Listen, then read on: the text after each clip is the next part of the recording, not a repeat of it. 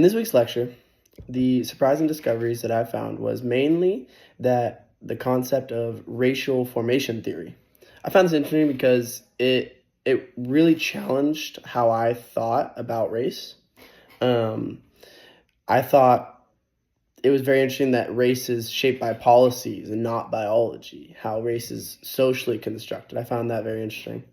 The color blindness part was very interesting to me. I think color blindness is often used as like a progressive term, I'd say, and I thought it was progressive. But to learn that color blindness ignores systemic racism was unexpected for me and very surprising. My one critical analysis for the week was about the structural functionalism. It seemed to almost assume that society is always working towards balance, especially with race.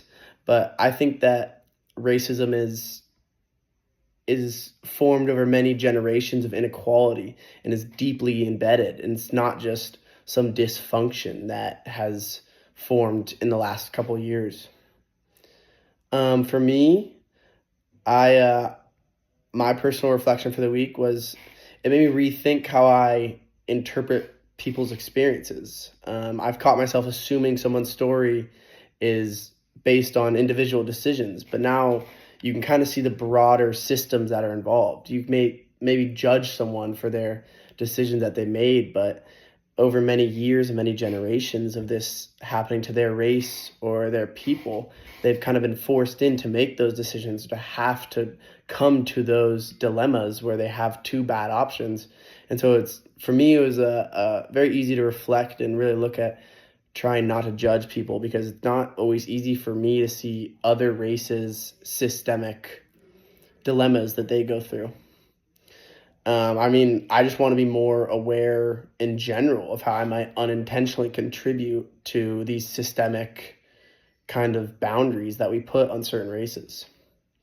My final takeaway for the week was I really appreciated the readings that critiqued the post-racial myth. I thought that was very interesting.